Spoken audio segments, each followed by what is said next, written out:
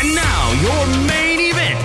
Introducing the hosts of Wrestling with Freddie, Jeff Dye, and Freddie Prinze Jr.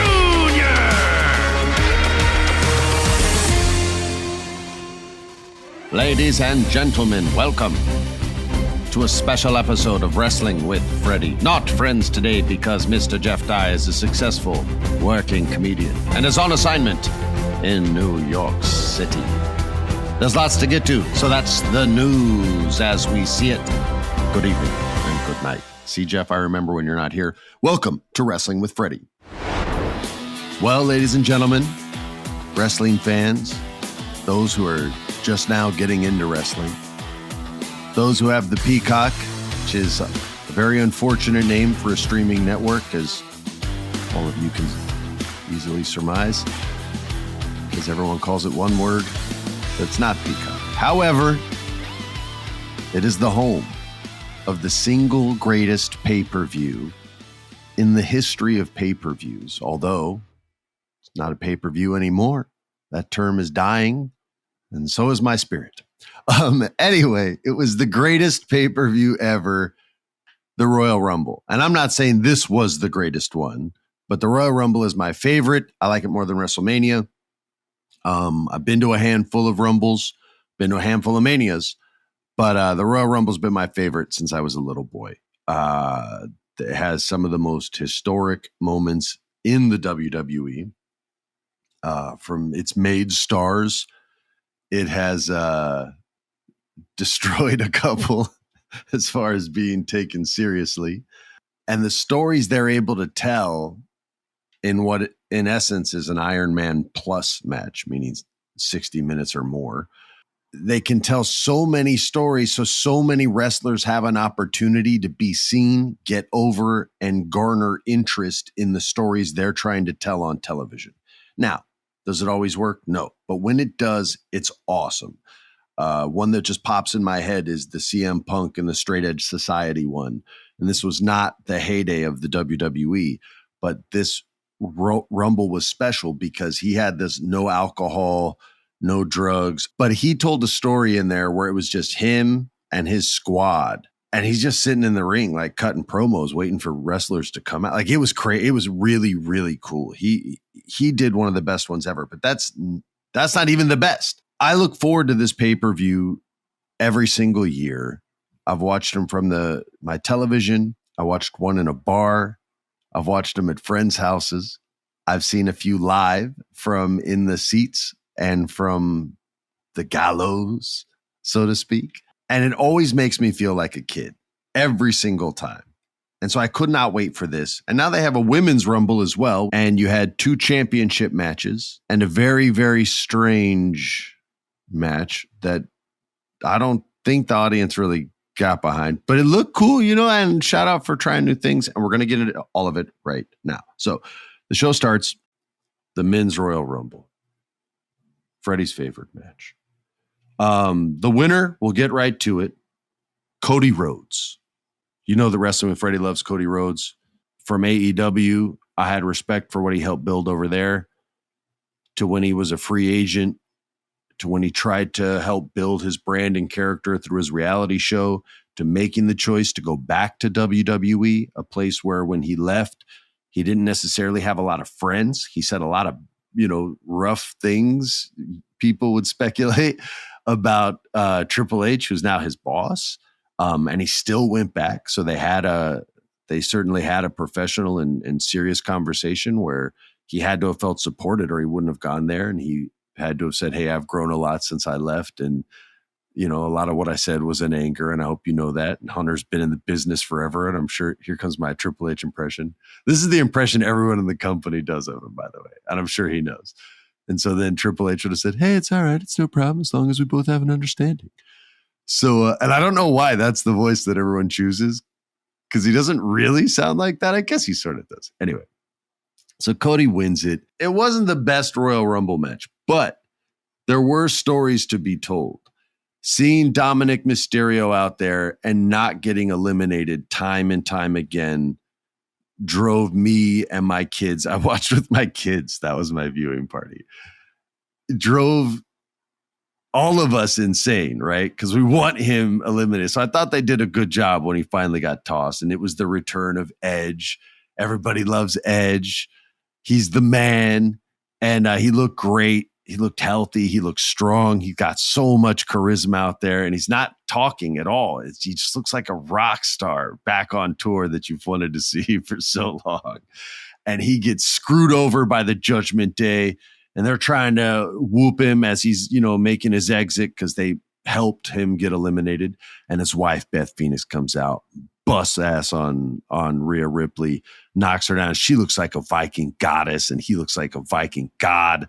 And they're just both awesome people. So it was a great feel-good moment after he just got effed, which was a feel-horrible moment. One thing to note is Rey Mysterio couldn't be in the Royal Rumble because he got injured, I guess. He was not able to wrestle. But anyway, so my man Baron Corbin, they did wrong. He got eliminated in 6 seconds, ladies and gentlemen. That means his entrance was longer than his existence in the match. They've been putting a lot of TV time on Baron Corbin lately, even giving him good old baggy pants JBL. And they threw him out in 6 seconds. That's all I'm going to say about that.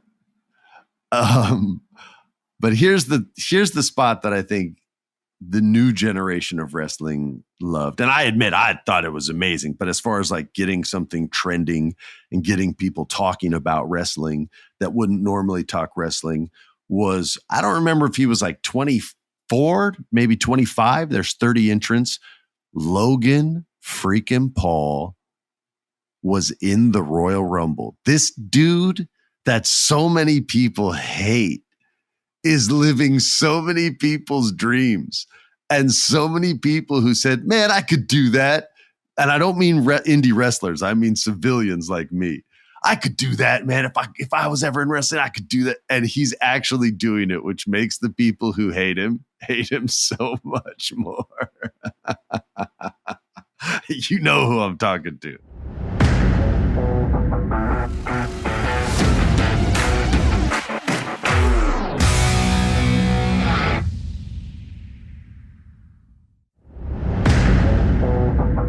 He's made a lot of choices, and I don't call them mistakes. Well, I mean, a couple of them were when he was very young, so those can still be mistakes. But he's made some choices, and he's done some things behaviorally that, I'm not about, but whatever, dude. I don't have to be about your lifestyle, page for page to have respect for things you do or recognize contributions that you make in a good way. And he's been good for wrestling. That feels weird to say, but he's been good for wrestling. I think a lot of people who thought it was corny, who watch his channel, when they see the way he plays it, and he's like, nah, man, we're all in on the joke. And by the way, so are the arenas, so are the crowds. Like, they're not over there going, man, I can't believe my guy lost, for real. Like, they know, they're in on it. And I think that made it more okay for that generation to poke eyeballs on it. And even if they're only, retaining one out of every 10,000, that's still, it's a lot of eyes, and it's still a word of mouth, grassroots type of programming, professional wrestling. So I think he's good for wrestling, but here's the spot. And this is why you got to respect this. So we all know that the Federation loves Ricochet. The dude is ripped, like Bruce Lee ripped, but buffer than Bruce Lee, taller than Bruce Lee. He has a sweet beard, like a 90s style, super trimmed up beard, shaved up head, good looking dude. And he can fly, you guys. He can, and this, I know all the fans are like, yeah, dude, we know. But this is for the people who might not know. I'm trying to get them to watch, you guys, so that the numbers stay high and wrestling stays on forever. So, ladies, this guy's looking right. This dude can fly. He does like a 720 or a 450, and I mean degrees around in a circle. Like, that's like a flip and a half with a twist and an arc and a dolphin kick, and he makes you an omelet, and then boom, lands on his opponent. 1, 2, 3. This guy can jump from that top rope, using it as a trampoline or a catapult or a slingshot is probably the best way to describe it, and launch himself almost all the way across the ring. Well, guess who else can? Logan freaking Paul. This dude is in the Royal Rumble. You don't want to get thrown over the top rope. We established that at the beginning of the show. And, you know, he's fighting. He's doing his best. Braun Strowman beats his ass and yells, "You don't belong here." Blam! Slams him down. Logan's getting beat up. All of a sudden, here comes this spot. Logan Paul is on, if you're watching it on the TV, is on the left side of the screen. Ricochet almost gets thrown out of the ring. He lands on the apron just outside the ropes. He's on the right side of the screen. They both kind of climb up the ropes slowly, and they're opposite one another. And this is a big-ass ring. Remember, there's 30 entrants. So at certain times, there's 10, 12, 14 people in the ring at once. It's big. Imagine like a large, big-ass boxing ring. Not the small, tight ones in like basketball arenas, the big ones when you'd see like the old school Ali fights or the old school Mike Tyson fights or Roy Jones Jr. like the big ring too. They climb up on either side and they look at each other and eyeball one another. And he's like, "What, dude, you think you got something?" And Logan Paul's looking back on his looks. Again, this isn't what they said. This is what they felt. And Logan Paul says, "What, you don't think I got something?" He's like, "I don't think you got shit. I just cursed." Well, whatever then. And so then Logan goes, "Well, I don't think you got shit."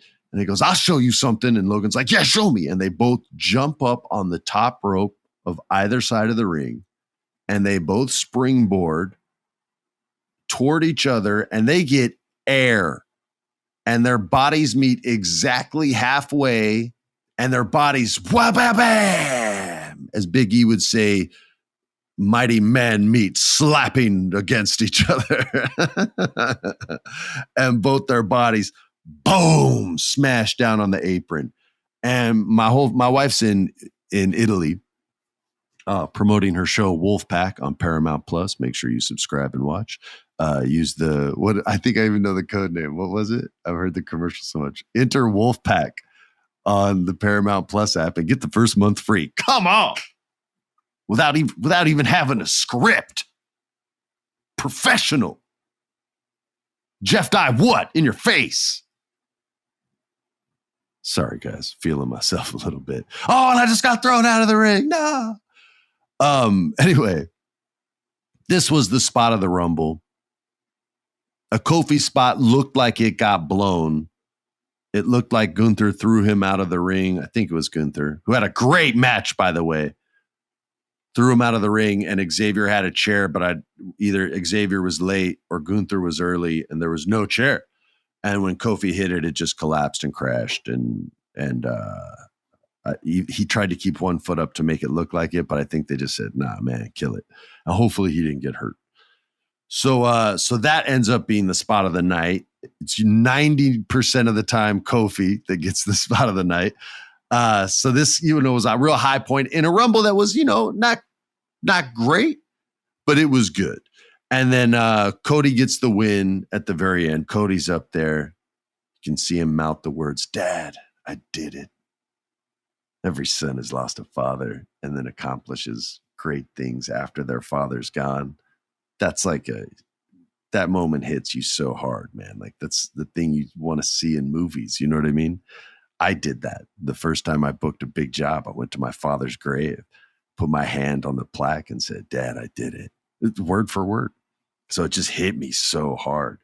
And look, I'll be honest with you. Ever since I had kids, I've been a crier. Like I can't watch The Amazing Race because when they miss their family, I'm like, "Oh God, how can you miss? Oh, your father sounds so nice." Like I'm a wreck, an absolute wreck. So this moment even touched me, and my daughter's like, "Oh my God, Dad," and totally busted me. And my son's so nice, man. Usually he's the one making fun of me, but if someone else makes fun of me, he gets on him and he's like, "Charlotte, shut up!" And it was awesome. So we got to have that moment together, which was super funny. Like I said, wife's in Italy or she was flying from Paris to Italy. She's like European vacation, Chevy Chase mode. And hopefully they're not trying to killer in Germany. But other than that, full on Chevy Chase mode. Moving on to Bray Wyatt versus LA Knight in a Black Knight match, a Dark Death match, the Blackness match. Anyway, a pitch black match. Alex, don't edit any of that. That's hysterical to me. And don't edit this part out either. It was the pitch night Mountain Dew, whatever match. Now listen, if they had the guts, the intestinal fortitude, the strength, the gumption, the belief in oneself to even mention it once in a promo building up to the pay-per-view. If I would have heard Bray Wyatt even once said, I challenge you to a Mountain Dew. I can't even finish the sentence. I challenge you, LA Knight, to a Mountain Dew pitch black match. Then I'm all in, okay? Because then you're just, as the British would say, you're taking the piss.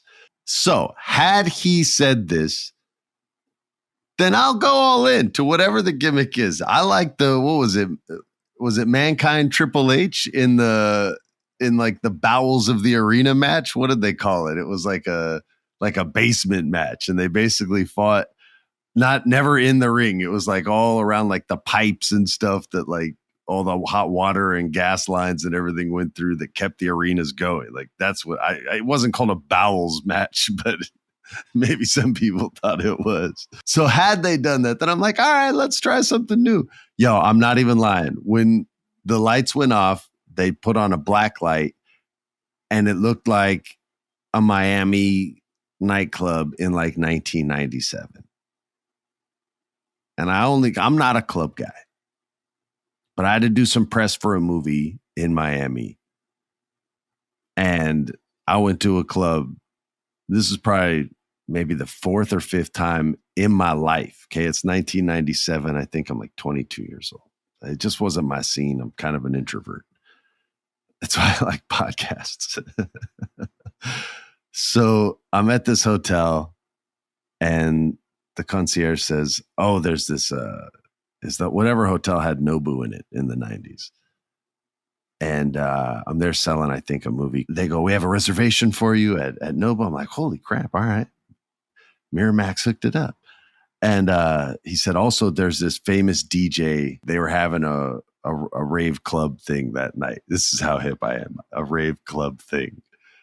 And he goes, you should go. You'll have a great time. My assistant, she'll take you. And his assistant was like 5'10" and like the most smoking hot Miami girl ever. And I'm like, all right, I'll go to a club. I've never been to a club, and thank you for taking me to the club. And nothing funky went down, so y'all don't have to worry. There was no sexy time. This was, again, I'm an introvert. So we go to this club, and it is, I don't know, probably midnight, right? And it's full on. And it's not my kind of music. I don't like anything that's existed past 1980, pretty much, except my kids. They're pretty cool. And so maybe 30 minutes, 45 minutes. I'll give myself 45 minutes. I was a young gunner. I said, hey, thanks so much. I gotta go. I gotta be up at like 6 a.m. to do radio interviews. And she's like, no, don't go. I'm like, no, I gotta go. So I go back to my room. I think I get to my room around 1:15. I'm like, crap, man, I'm gonna get 5 hours of sleep. Yo, Miami does not shut down. It's 2 a.m. 3 a.m. I call the front desk at 3:30 and I say, hey man, and I'm high up.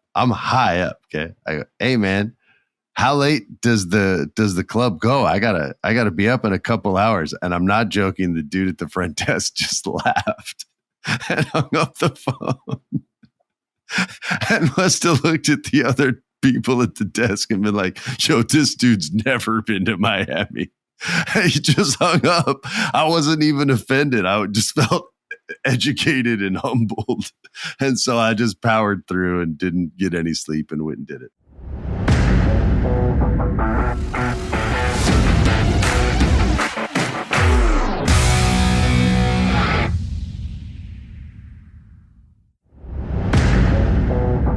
That's what the match reminded me of. The crowd didn't really get hot for it. I didn't understand it. And it felt about the same amount of time as the Women's World Championship match, about 7 minutes. So if you don't have time to tell the story, I don't know how I'm either A, supposed to get behind it and support this match, or B, believe anything that's going to happen in there, man. It's just too short a time. So it's either you give them more time or you lose the match, man. It's always been something that has frustrated me. And the Women's World Championship match was no different between Bianca Belair. Oh, Bray Wyatt won. No surprise. So hopefully LA Knight can move on, and I'm sure he'll recover from this because he has the personality to. But I'd like to see him in a better story where he makes someone else's life miserable and he gets over. But moving on, and quickly we'll touch on the women's match, because again, if they don't care about it, it's hard for podcasters to really talk about the match unless you just want to be like crap all over your art. But that's not, I don't really try to do that, although I'm sure I'm guilty of it a couple of times. This match, I think, was right around like 6-7 minutes. It felt like when I used to work for WWE back in like 07, 08, the women had like 5-minute matches. It's crazy.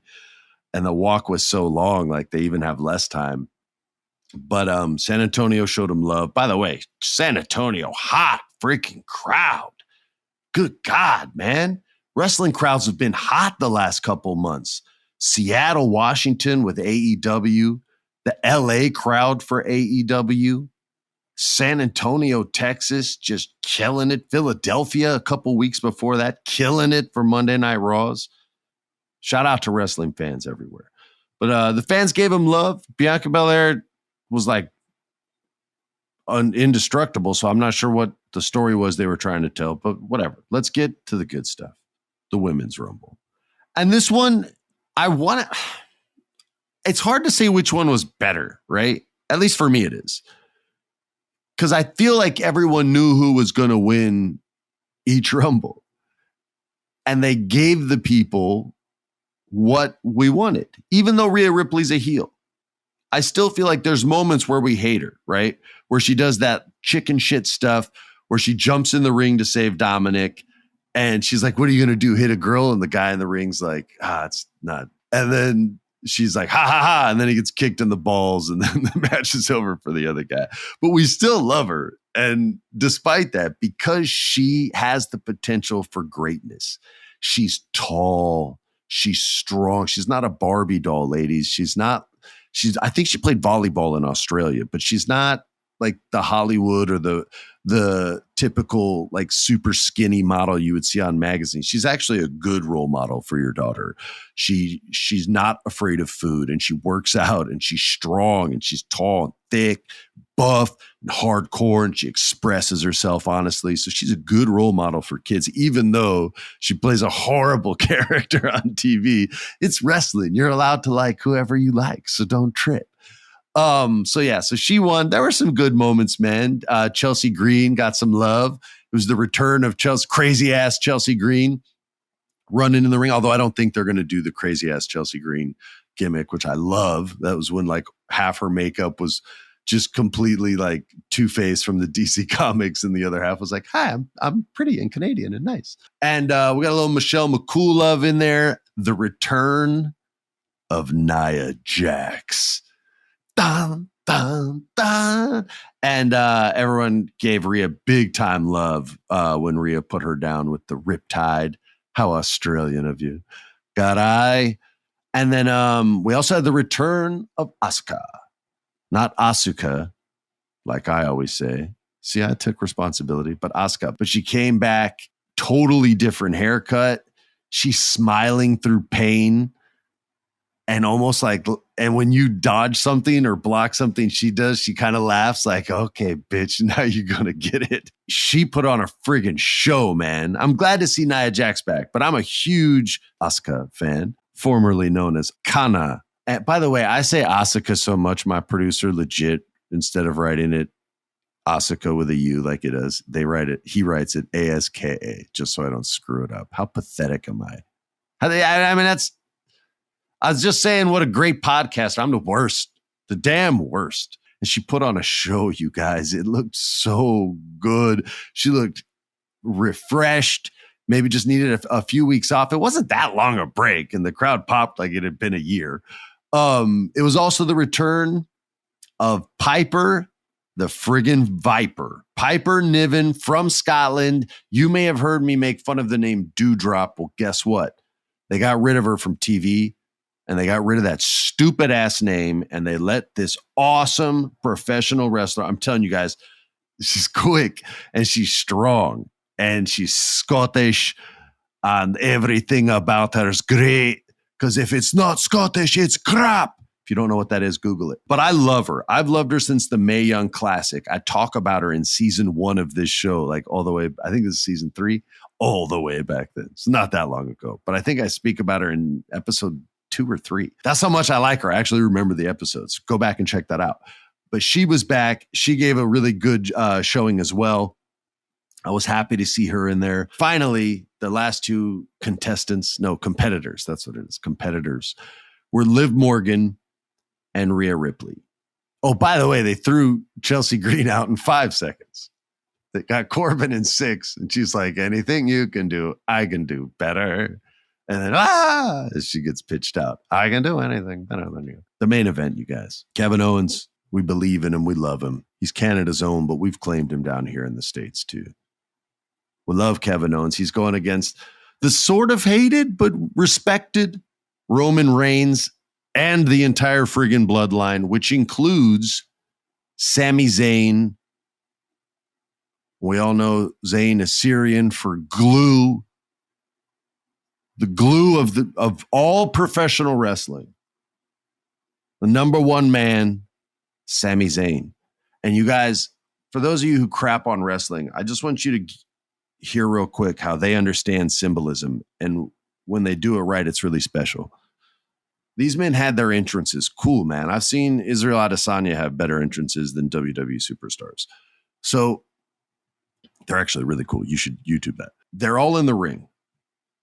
And if you're staring at the TV, Roman Reigns is in the top left corner turnbuckle with Jimmy and Jey Uso, Solo Sikoa, and Sami Zayn sitting up on the turnbuckle. And then opposite him, in the bottom right corner of the TV, is Kevin Owens, sort of like on top of his turnbuckle as well. There's this like angelic spotlight on Kevin Owens, our hero, the man who's going to finally end this, 2.5-year reign that Roman Reigns has had, this chokehold at the top of the division. He's going to be the one that gets through Solo Sikoa, Jimmy Uso, Jey Uso, his best friend, former best friend, you betraying son of a bitch, Sami Zayn, and beat Roman Reigns for the championship, or he's going to die trying. That was the promise he made to us in the promo the week before. So he's on that turnbuckle, bathed in light. And opposite him is Sami Zayn on the other turnbuckle, no spotlight. He's just in shadows. And that was not an accident. There's no freaking way that was an accident. And I thought it was such beautiful imagery. My kids didn't pick up on it. But I'm looking at that, I'm like, wow, that's just, I love that. Like, that should be a picture in a wrestler's office somewhere. You know what I mean? Or whoever idea it was to do that should take a still and hang it on the wall. I would be proud of that if that was my idea. And I thought it really worked. So whoever did it, if you're listening, or if you know who did it and you're listening, please tell them that didn't go unnoticed. And it was really appreciated, and just such an artistic shot and a beautiful way to start and end, to start the match, but end this story, at least this chapter of the story. So the match, look, I'm not a professional wrestler. It's weird for me to criticize matches, and I feel like a jackass when I do most of the time, unless it's something egregious. I liked the match a lot. Kevin Owens made you believe he was going to win multiple times. By the way, so did Liv Morgan for a second at the end of the Women's Rumble. Just for a second, she got Muda missed by Asuka when Rhea Ripley ducked, and she ducked because Asuka's got her with it before, and this was months ago, And so, but I love this storytelling in wrestling. This time it ain't going to happen, baby. I know your move. Boom, duck, bam. Liv gets hit. Even when she's misted, she gets like a blind move off on Rhea. Rhea's hanging on the ropes. Liv tries to get her off. Can't do it. Boom. Rhea Ripley wins. Boom. She's going to the WrestleMania. So anyway, back to the moment at hand. So the match goes back and forth. Kevin makes you believe. Eventually, it's just too much. It's basically 5-on-1, man. Like, how are you going to win this match? Match is over. Roman Reigns is your champion. But it's not over. Roman, if you remember, said, I want to be rid of you forever. Okay, forever means dead. So he's going to basically kill him, or at least kill his wrestling career. So he handcuffs him, both arms. He's crucifixed, but instead of standing, he's on the ropes. And they're beating his ass. And Roman's not done. He grabs a steel chair. And you guys, this coming up, what I'm about to the story I'm about to tell, this was like when MJF and CM Punk were doing their thing back and forth in the ring. And these guys did the same thing without microphones, only camera mics. And the crowd, based on the positioning and the staging of everything and the way physically they executed, was still hooked the whole time. This was high-level storytelling, not for wrestling. This was high-level storytelling. So, Roman gets a steel chair. What the hell is Kevin Owens going to do? Nothing. He's there. He's already beat up, unconscious. Took a super kick while he was handcuffed from, I think, Jey Uso. I think both Usos. Shit. And he's going to hit him with the chair. And right before he swings and hits him, the crowd is screaming. It's the San Antonio crowd, Sami. They're screaming, please don't do this. Don't let him do it, Sami. He's your best friend. It's like when you would scream at the television screen during an old episode of like, whatever your old favorite shows or Twin Peaks or whatever, or in a horror movie when you're like, don't go in that room. They're begging him. They want to jump out of their seats and be Sami if they could, so they could make the right decision. And he jumps in front of Roman. And Roman looks at him like Roman just got struck by lightning. And he's like, it looks like he's going to kill him. And Sami says, he plays it so sweet and small and tender. It was like Robin Williams in Good Will Hunting when he's like, it's not your fault. It's not your fault. It's not your fault. And Matt Damon's just crying on his shoulder. I'm telling you, you think I'm crazy. I'm telling you. Sami Zayn's sitting there. He goes, you don't have to do this, man. I'm acting this the best I can. All right. I'm telling you, he did this perfectly. You don't have to do this. Come on. Look at him. It's over. He's done. He's done. You're above this. You're above this. Look at him. It's over. It's over. And he just keeps saying these words over and over again, dude. And it's amazing. My kids are both glued to the screen. No pun intended. And Roman finally nods. Yeah, all right. And then he hands the chair to Sami. He says, you should do it. Now, again, it's all on camera mic, so the crowd's only relying on the physical communication they're seeing. And they're as hot and connected as my kids are on the TV, hearing it through the camera microphones. You do it. You're right. I am above this. You do it. And Sami's just looking at him like, oh, God. Like, what the hell can he do? He's completely screwed. So now he backs up, because he's going to hit his best friend with a steel chair and end his wrestling career. And Roman Reigns is he's between them talking trash to Kevin Owens. You see what you did? You were always bringing him down. He's my family. You disrespect him. You disrespect me. You disrespect me. You disrespect the bloodline. And the crowd's screaming, Sami, no, Sami, no. And Sami's sitting there with the chair about to swing it. And Roman's still cussing out Kevin Owens. Don't you ever cross me, ever. And Sami swings the chair. Boom. And he nails Roman Reigns right across the back. Boom. Roman goes down.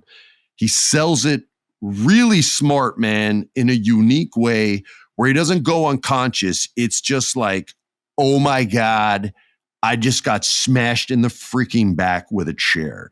He's thick Samoan dude, so he could take a good shot, but he didn't like Superman it, right? So he's down. And Sami looks straight away. He throws the chair on the ground and he looks straight away at Jey Uso. And Jay's the one who's got his back. Jey was the one who hated him in the beginning.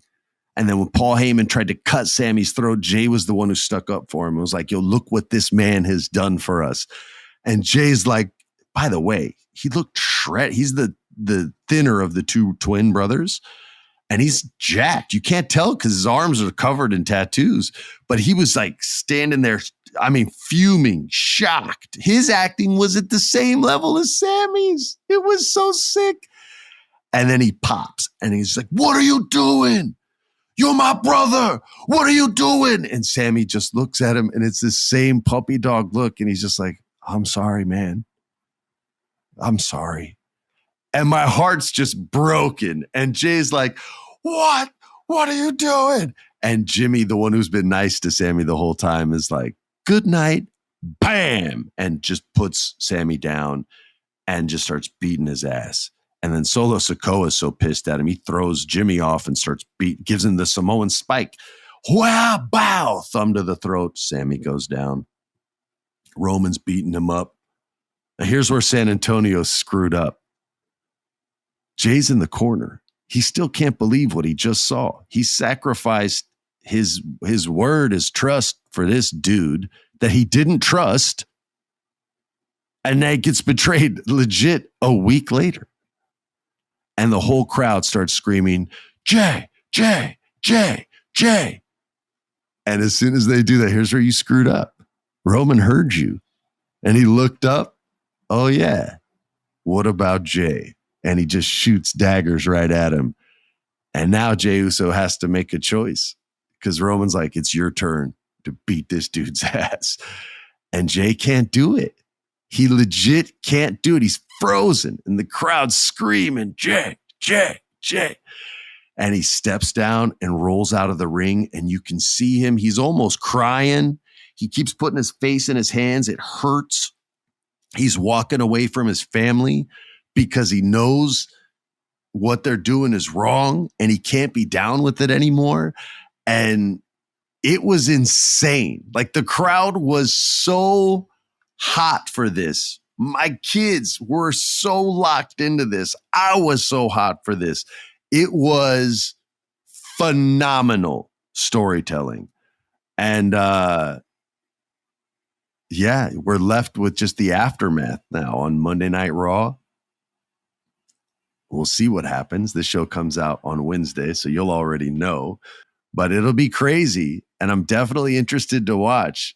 I think everyone knew Sami was going to get turned out because you can't leave your best friend behind. You just can't. You can't do that. None of us can. They didn't end the story by any stretch of the imagination. So I thank you guys for listening. I hope you guys enjoyed this episode. I had a lot of fun talking wrestling today. I just thought it was a great pay-per-view. Although I acknowledge the pay-per-view is dead. Thank you for listening to Wrestling with Freddie. Bye. Follow us on Instagram, Wrestling with Freddie. Twitter is WWFreddiePod. Follow us on all the socials so you can submit your questions for the Federation. This has been a production of iHeart's My Cultura Podcast Network. For more podcasts from iHeartRadio, visit the iHeartRadio app, Apple Podcasts, or wherever you listen to your favorite shows.